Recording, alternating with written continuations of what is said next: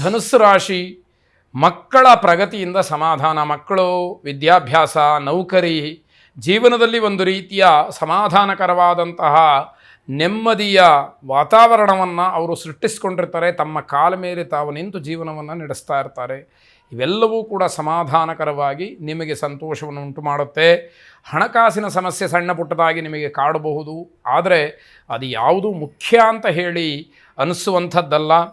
ಧಾರಾಳವಾಗಿ ಖರ್ಚು ಮಾಡ್ತಕ್ಕಂತಹ ಕೈಯನ್ನು ಕಟ್ಟಿ ಹಾಕಿದಾಗುತ್ತೆ ಹಣದ ಅಭಾವ. ಆದ್ದರಿಂದ ದುಂದುವೆಚ್ಚವನ್ನು ಮಾಡ್ತಕ್ಕಂಥದ್ದನ್ನು ನಿಲ್ಲಿಸಬೇಕು, ಅದಕ್ಕೆ ಕಡಿವಾಣ ಹಾಕಬೇಕು ಅನ್ನುವಂಥದ್ದು ಈಗಲಾದರೂ ನಿಮಗೆ ಗೊತ್ತಾಗಬೇಕಾದಂಥದ್ದು. ಸ್ವಯಂಕೃತ ಅಪರಾಧಗಳಿಗೆ ಕಡಿವಾಣವನ್ನು ಹಾಕಿ. ನೀವೇ ಮಾಡ್ಕೊಳ್ತಕ್ಕಂತಹ ಕೆಲವು ತಪ್ಪುಗಳಿದೆಯಲ್ಲ, ಅದು ನಿಮ್ಮನ್ನು ಸಾರ್ವಕಾಲಿಕವಾಗಿ ಕಾಡ್ತಕ್ಕಂಥದ್ದು. ಎಲ್ಲ ಸಮಯದಲ್ಲೂ ನಿಮ್ಮ ತಪ್ಪಿನಿಂದಲೇ ನಿಮಗೆ ತೊಂದರೆ ಆಗ್ತಕ್ಕಂಥದ್ದು.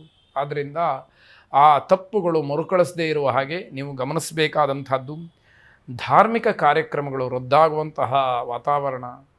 ಯಾವುದೋ ಪುಣ್ಯಕ್ಷೇತ್ರಕ್ಕೆ ಹೋಗಬೇಕು, ಇಲ್ಲ ಮನೆಯಲ್ಲಿ ಯಾವುದೋ ಒಂದು ಮಂಗಳ ಕಾರ್ಯ ಮಾಡಬೇಕು ಅಂತ ಹೇಳಿ ಅಂದುಕೊಂಡಿದ್ದರೆ ಅದು ನಿಂತು ಹೋಗುವಂತಹ ಪರಿಸ್ಥಿತಿ, ಅದನ್ನು ತಂದಿಟ್ಕೊಳ್ತೀರಿ.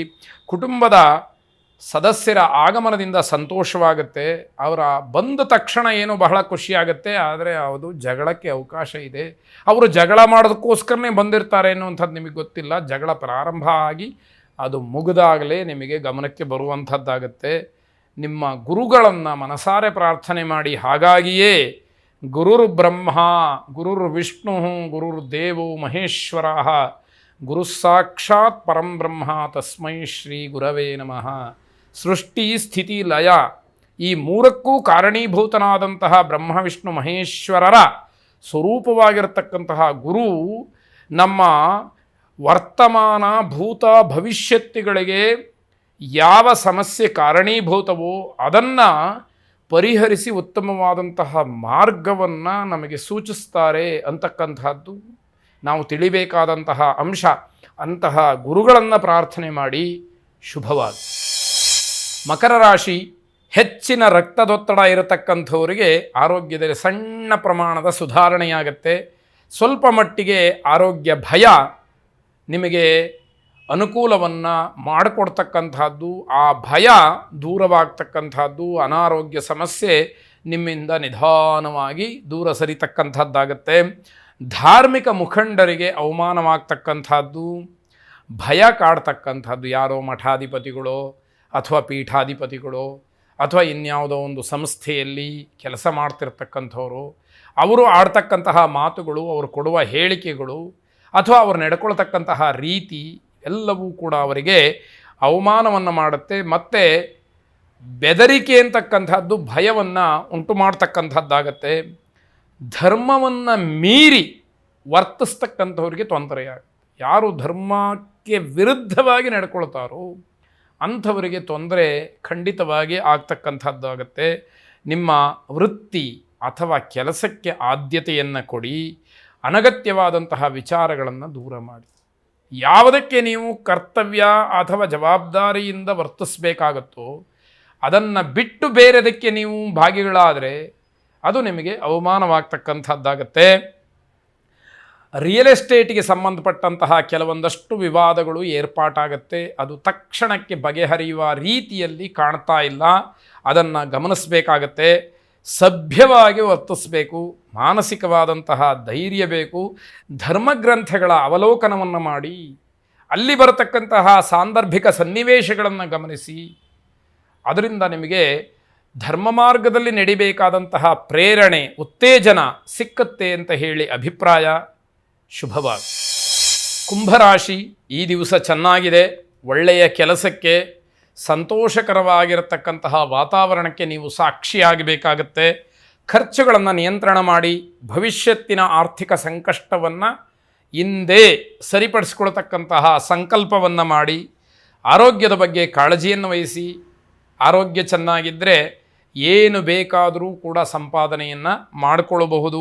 ಬಂಧುಗಳ ಸ್ನೇಹಿತರ ಜೊತೆಯಲ್ಲಿ ಉತ್ತಮವಾದಂತಹ ಬಾಂಧವ್ಯ, ಮಾತುಕತೆ ಇವೆಲ್ಲವೂ ಕೂಡ ಇರುತ್ತೆ. ಅದನ್ನು ಹಾಗೇ ಸಂರಕ್ಷಣೆ ಮಾಡಿಕೊಳ್ಳಿ, ಬೆಳೆಸಿಕೊಳ್ಳಿ. ಮುಂದಿನ ಪೀಳಿಗೆಗೂ ಕೂಡ ಆ ರೀತಿಯ ಮಾರ್ಗದರ್ಶನವನ್ನು ಮಾಡ್ತಾ ಹೋಗಿ ಅನೇಕ ಹಳೆಯ ನೆನಪುಗಳಿಂದ ಸಮಾಧಾನವಾಗುತ್ತೆ. ಹಿಂದೆ ಯಾವತ್ತೋ ಒಳ್ಳೆಯ ಕೆಲಸ ನಡೆದಿರತಕ್ಕಂಥದ್ದು, ಜನ ಅದನ್ನು ಮೆಚ್ಚಿ ನಿಮಗೆ ಗೌರವವನ್ನು ತಂದುಕೊಟ್ಟಿರತಕ್ಕಂಥದ್ದು, ಇವೆಲ್ಲವೂ ಕೂಡ ನಿಮಗೆ ಶುಭವಾಗಿ ಪರಿಣಮಿಸ್ತಕ್ಕಂಥದ್ದಾಗತ್ತೆ.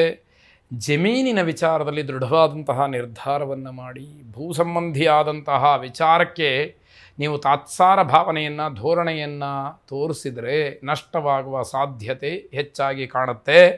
ಯಶಸ್ಸಿದೆ, ಆದರೆ ಮಾತಿನಲ್ಲೇ ಎಲ್ಲವೂ ಅಡಗಿರುತ್ತೆ ಎನ್ನುವಂಥದ್ದು ನಿಮಗೆ ಗೊತ್ತಿರಲಿ. ಆಡಬೇಕಾದಂತಹ ಮಾತು ಬಹಳ ಶುದ್ಧವಾಗಿ, ಸರಳವಾಗಿ, ಬೇರೆಯವರಿಗೆ ನೋವಾಗದೇ ಇರತಕ್ಕಂತಹ ರೀತಿಯಲ್ಲಿ ಇರಬೇಕು. ಆಗ ಮಾತ್ರ ನಿಮ್ಮ ಯಶಸ್ಸು ಬಹಳ ಸುಗಮವಾಗುತ್ತೆ ಅಂತ ಹೇಳುವಂಥದ್ದು. ಆಂಜನೇಯನನ್ನು ಪ್ರಾರ್ಥನೆ ಮಾಡಿ ಅಂತಹ ವಾಕ್ಶುದ್ಧಿಯನ್ನು, ವಾಕ್ಪಟುತ್ವವನ್ನು ಆಂಜನೇಯ ನಿಮಗೆ ಕರುಣಿಸಲಿ. ಶುಭವಾಗಿ. ಕೊನೆಯದಾಗಿ ಮೀನರಾಶಿ, ಯಾವ ಕೆಲಸಗಳು ಬಹಳ ಸುಗಮ, ಸರಳ, ಸುಲಭ ಅಂತ ಹೇಳಿ ನೀವು ಭಾವಿಸಿರ್ತೀರೋ ಅದೇ ಕೆಲಸಗಳು ಸಮಸ್ಯೆಯಾಗಿ ಪರಿವರ್ತನೆ ಆಗುತ್ತೆ. ಇದು ಗ್ರಹಗತಿಯ ಒಂದು ವಿಚಾರ. ನಾವು ಅಂದ್ಕೊಂಡಿರ್ತೀವಿ ಈ ಕೆಲಸ ಬಹಳ ಸುಲಭ, ಅದೇನು ಮಾಡಿ ಮುಗಿಸ್ಬಿಡ್ಬೋದು ಅಂತ. ಆದರೆ ಅದು ನಮಗೆ ತದ್ವಿರುದ್ಧವಾದಂತಹ ಫಲವನ್ನು ಕೊಡ್ತಕ್ಕಂಥದ್ದಾಗತ್ತೆ. ಆರೋಗ್ಯ ಚೆನ್ನಾಗಿದೆ, ಹಾಗೆ ಕಾಪಾಡಿಕೊಳ್ಳಿ. ಆರೋಗ್ಯದಲ್ಲಿ ವ್ಯತ್ಯಯಕ್ಕೆ ಅವಕಾಶವನ್ನು ಮಾಡಿಕೊಡಬೇಡಿ. ಆರ್ಥಿಕವಾಗಿ ಯಾವುದೇ ರೀತಿಯ ತೊಂದರೆಗಳಿರುವುದಿಲ್ಲ. ಆದರೆ ಲೆಕ್ಕಾಚಾರದ ವಿಚಾರದಲ್ಲಿ ಸ್ವಲ್ಪ ಗೊಂದಲವಾಗುತ್ತೆ. ಏನೋ ಹಣ ಬರಬೇಕು, ಕೊಡಬೇಕು, ಈ ರೀತಿಯ ಲೆಕ್ಕಾಚಾರಗಳು ನಿಮಗೆ ಸ್ವಲ್ಪ ಗೊಂದಲವನ್ನು ಉಂಟು ಮಾಡ್ತಕ್ಕಂಥದ್ದಾಗತ್ತೆ. ಬೇರೆಯವರ ಹಣದಿಂದ ವ್ಯವಹಾರವನ್ನು ನಡೆಸ್ತಕ್ಕಂತಹ ಒಂದು ಸಂದರ್ಭ ಬರುತ್ತೆ. ಅದು ಯೋಗ್ಯವಾ ಅನ್ನುವಂಥದ್ದನ್ನು ತಿಳ್ಕೊಳ್ಬೇಕಾಗತ್ತೆ. ಅಕ್ಕಪಕ್ಕದವರ ಸಹಾಯ, ಸಹಕಾರ ಇವೆಲ್ಲವೂ ಇರುತ್ತೆ. ಆದರೆ ಯಾವುದೇ ಕಾರಣಕ್ಕೂ ಅವುಗಳ ದುರುಪಯೋಗ ಬೇಡ. ಇದನ್ನು ಅರ್ಥ ಮಾಡಿಕೊಂಡು ಮುಂದಿನ ಹೆಜ್ಜೆಯನ್ನು ಇಡಬೇಕಾದಂಥದ್ದು. ನಿಮ್ಮ ಸಾಧನೆ, ನಿಮ್ಮ ಅನುಭವ ಇವೆಲ್ಲವೂ ಕೂಡ ಬಹಳ ಉಪಯುಕ್ತವಾದಂಥದ್ದು. ಅದರ ಆಧಾರದ ಮೇಲೆ ನಿಮ್ಮ ಜೀವನವನ್ನು ರೂಪಿಸ್ಕೊಂಡಿರ್ತೀರಿ. ಹಾಗೇ ಮುಂದುವರಿತಕ್ಕಂಥದ್ದು ಒಳ್ಳೆಯದಾಗಿರುತ್ತೆ. ಕುಲದೇವತಾ ಆರಾಧನೆಯನ್ನು ಮಾಡಿ. ಶುಭವಾಗಿ.